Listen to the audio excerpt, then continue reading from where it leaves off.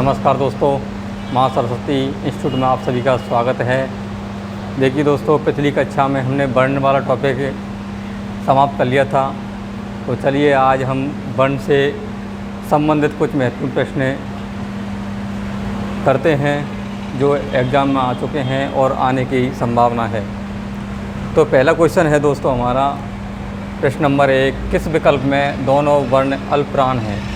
तो दोस्तों इसमें हमें अल्पप्राण छांटना है। अल्पप्राण कौन सा वर्ण है?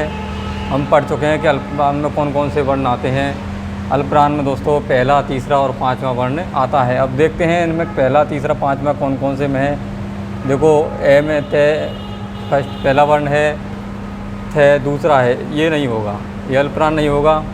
छ झ ये दूसरा और तीसरा है, ये भी नहीं होगा। टे थे ये दूसरा और तीसरा है, ये भी नहीं होगा। इसके बाद में कै और गे यानी पहला और तीसरा ये आ रहा है, तो ये ही क्या है, इसका राइट आंसर है, कै और कै। अगला क्वेश्चन है हमारा, किस विकल्प में सभी घोष ध्वनियाँ हैं? घोष या सघोष वर्ण पढ़े थे हमने। घोष और सघोष में तीसरा, चौथा और पांचवा वर्ण सभी स्वर और ऊष् व्यंजन शामिल हैं। देखिए किस विकल्प में सभी घोष ध्वनियाँ हैं, तो तय और ध यानी ये तो पहला है, तो ये तो होगा ही नहीं। कै और गे पहला, तीसरा है, ये भी नहीं होगा। गे घे ये तीसरा और चौथा वर्ण है, तो यही क्या होगा, यही हमारी घोष ध्वनि है या सघोष व्यंजन है। अगला क्वेश्चन है हमारा, निम्न में से अर्ध स्वर कौन सा है? अर्ध स्वर ईसद स्पर्श या अल्प स्वर जिसको बोला जाता है वो है ये व। ये शायद मैंने नहीं लिखाया है। ईसद स्पर्श या अर्ध स्वर ये और व को माना गया है। ठीक है, तो दोस्तों इसमें है अपन का राइट आंसर है ये, व आंसर अपन का सही है। संवर्त स्वर, देखो संवर्त का मतलब क्या हुआ है? संवर्त का मतलब बंद, एकदम बंद। तो कौन से स्वर बताए थे? ई उ ऊ, ये क्या अपने संवर्त स्वर हैं, तो इसमें व अपन का राइट आंसर हो जाएगा उ ऊ। अगला क्वेश्चन है हमारा नंबर 5, दंतोष्ठ व्यंजन बताओ, यानी दंत और ओष्ठ जिनका उच्चारण स्थान है वो वर्ण कौन सा है? तो देखिए दोस्तों, ब, पे, थे और ते चार वर्ण दे रखे हैं। पे वर्ण है अपना, पे दंत से है या ओष्ठ से है, यानी दंतोष्ठ तो हो ही नहीं सकता। ओष्ठ से इसका उच्चारण स्थान है। थे का किससे है? दंत से है। ते का दंत से है, लेकिन पे का हमारा किससे होगा?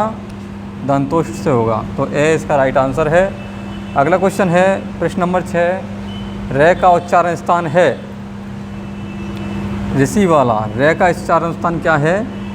तालु, कंठ, मूर्धा या दंत, यानी रे टे ठे यानी टेबर का या रे का, इनका उच्चारण स्थान हम मूर्धा को बोल सकते हैं, यानी मूर्धा ही इसका राइट आंसर है। अगला है प्रश्न नंबर 7, टे ठे से का उच्चारण स्थान क्या होगा? तो अभी पढ़ा है हमने, रे का और टे ठे डे का उच्चारण स्थान क्या है? मूर्धा है, तो इसी का भी क्या होगा? इसका भी मूर्धा ही राइट आंसर होगा। अगला है हमारा प्रश्न नंबर 8, निम्न में से अंतस्थ व्यंजन को कौन सा है?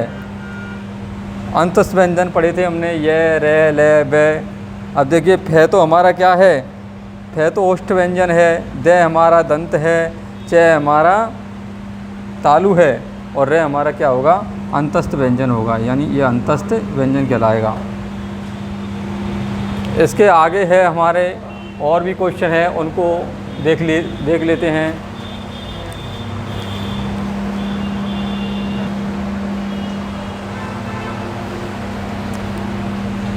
चलिए दोस्तों, अगला क्वेश्चन है हमारा, हिंदी वर्णमाला में स्वर व व्यंजन कुल होते हैं कितने होते हैं? तो दोस्तों स्वर होते हैं हमारे 11 और व्यंजन होते हैं कितने? 33, यानी स्वर कितने? 11 स्वर और 33 व्यंजन, तो कुल कितने हो गए? टोटल 44। तो इससे हमारा राइट आंसर है। अगला क्वेश्चन है, ए स्वर है, तो ए स्वर क्या है? दीर्घ स्वर है, मूल स्वर है, अनुस्वार है या अनुनासिक है? दीर्घ स्वर कौन से बताए थे? जिनमें मूल स्वरों की अपेक्षा अधिक समय लगता है। ठीक है, तो ए में अधिक समय लग रहा है या कम लग रहा है?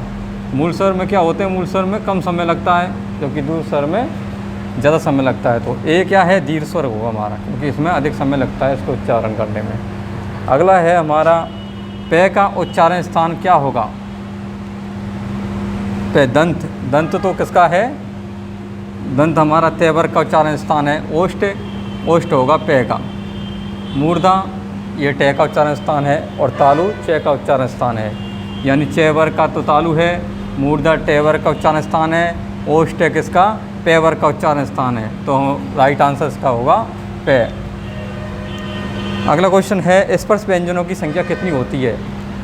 यानी मैंने बताया था कि स्पर्श व्यंजन पांचों जो वर्ग आते हैं ना, के वर्ग, चे वर्ग, टे वर्ग, ते वर्ग और पे वर्ग, पांचों ही क्या है, स्पर्श व्यंजन है। तो पांचों में 5-5 वर्ण आते हैं, टोटल कितने हो गए, 25 हो गए। तो कहने का मतलब इसमें सही आंसर इसका क्या होगा, से 25। अगला क्वेश्चन है प्रश्न नंबर 13, गे वर्ण का निर्माण हुआ है। यानी गे वर्ण किन किन व्यंजनों से मिलकर बना हुआ है। ठीक है, तो गे और ने ये गलत है, जय ने, जय ने ये सही होगा, इससे ही इसका निर्माण हुआ है गे का। गे जय ये भी गलत है, जय ने ये भी नहीं होगा। तो राइट आंसर क्या है हमारा, बे। अगला क्वेश्चन है प्रश्न नंबर 14, ऊष्म व्यंजनों की संख्या है। ऊष्म व्यंजन मैंने कितने बताए थे, 4 बताए थे। यानी जिन वर्णों के उच्चारण में क्या है, जिन व्यंजनों के उच्चारण में ऊष्मा मुख से बाहर निकलती हो वो ऊष्म व्यंजन कहलाते हैं। उनकी संख्या है 4। तो ये बे रे ले 4 बताए थे ऊष्म व्यंजन, सॉरी श है ऊष्म व्यंजन बताए थे, श और है, ये होंगे ऊष्म व्यंजन। जबकि ये वे रे ले तो क्या है, अंतस्थ व्यंजन कहलाएंगे। तो इसमें ऊष्म व्यंजन की संख्या कितनी है, 4 है। प्रश्न नंबर 15, निम्न में से काकल्य ध्वनि है। काकल्य ध्वनि बताई थी मैंने, है और विसर्ग है जो काकल्य ध्वनि है, ये इसका राइट आंसर होगा। अगला है निम्न में से सघोष या घोष वर्ण नहीं है। सघोष या घोष वर्ण नहीं है, कौन से नहीं है, देखो सघोष व्यंजन बताया था, वर्णों बताया था, तीसरा चौथा पाँचवा वर्ण क्या है, सघोष कहलाता है। और सघोष में क्या आते हैं, तो सघोष में सभी स्वर आ जाते हैं। तो इसमें देखिए दोस्तों, सघोष वर्ण यानी ए हमारा सघोष है क्योंकि स्वर आ रहा है, और घ तो तीसरा वर्ण है घ, ये भी आ रहा है।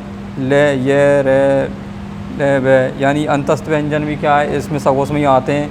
ते यानी ते व्यंजन है वो क्या है हमारा, पहला है, तो ये ही नहीं है, ये पहला वर्ण है, ये सघोष नहीं है, ये क्या है, अघोष व्यंजन है।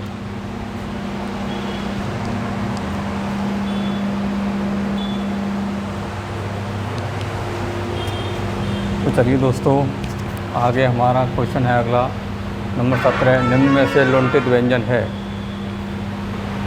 से, ले, वे या ने।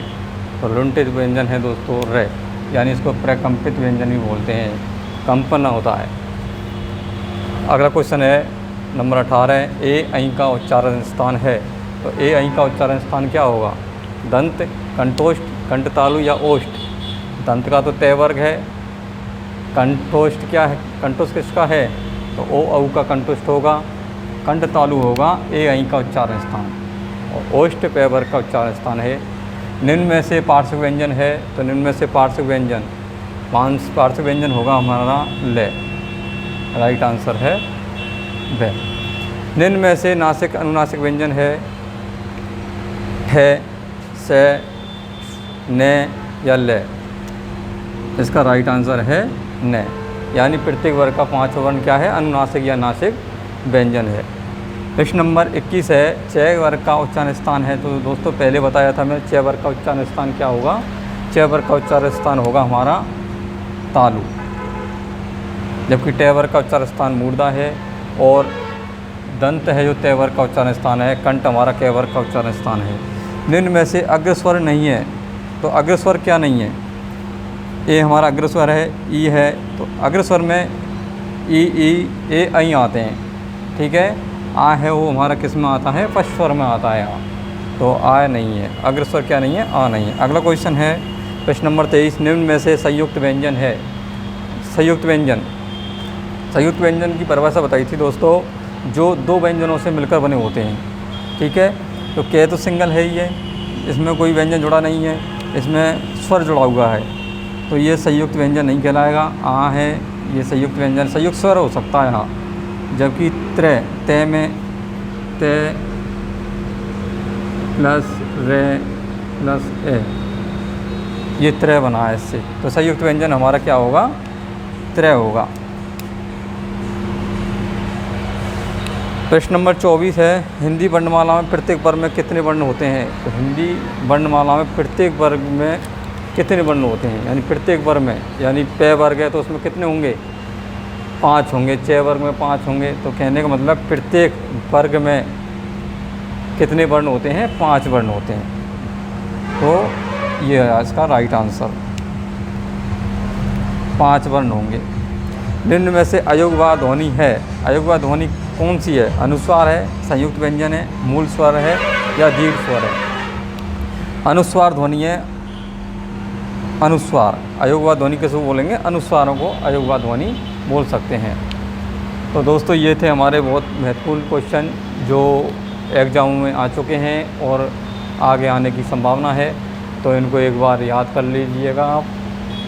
आज की क्लास में बस इतना ही, धन्यवाद।